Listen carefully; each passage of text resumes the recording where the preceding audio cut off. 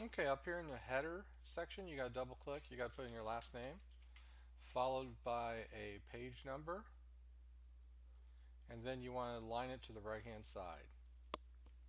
Second thing you need to do, after the date, you can't put an extra return. After your title, you can't have an extra return. No extra returns added anywhere. So in between your paragraphs, you have extra returns. You used to do that in the typewriting when you used to do have a typewriter and so forth, but we don't do that anymore. Oops, I'm gonna do that.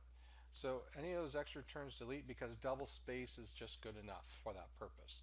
Now you did give me a little bit more. I'm usually looking for just the intro. Um,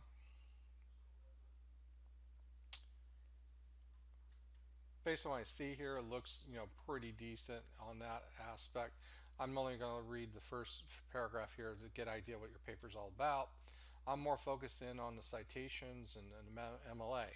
Now, with that said, you don't have your citation page set up correctly.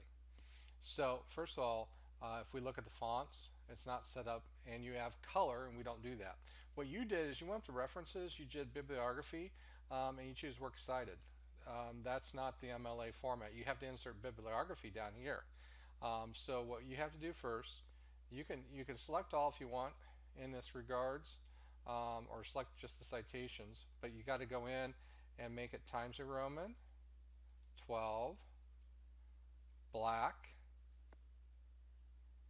Okay, looks like it's already double spaced. Yep. Okay, so you definitely have to make that adjustment. Now, I don't know what these citations, I don't even know what this is down here. And it doesn't look like you have the right information here for this one resource. So in your references, when you manage your sources, let's open up this one.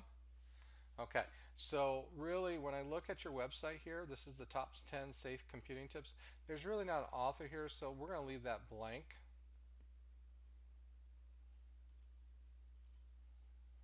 Okay. The name of the web page is not the URL.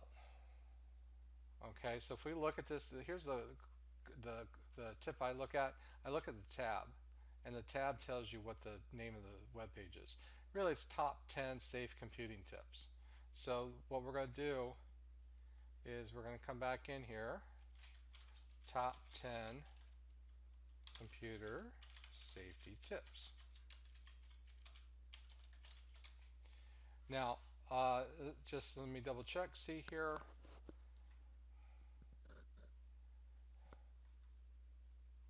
Now, one thing I'd probably suggest, if they don't have a date or an author, this might not be the best website to look at. Now, it is Massachusetts Institute of Technology, but the problem is, when is this article? Was this like 5 years ago? If so, then it's outdated. So to me, this would indicate to me I would not use this if it doesn't tell me when this was generated. Even if it was generated like a year and a half ago, it still might be outdated. So I see a lot of websites, they go in, they make certain things added, and they don't update it. And in this case, I mean, I know all these steps are pretty clear and so forth. However, I just, that's one thing I always look and avoid.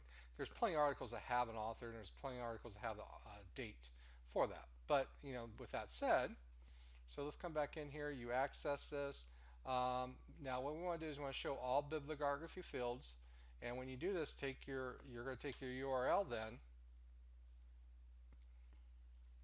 okay, and down here where the URL section is, that's where you paste that, okay, and the medium you're just going to say online for that purpose, okay, and then when I insert that in, I'm going to go ahead and click on close here.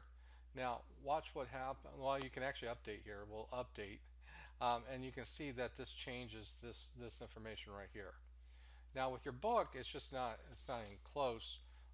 So I will showcase what you need to put in for your book with another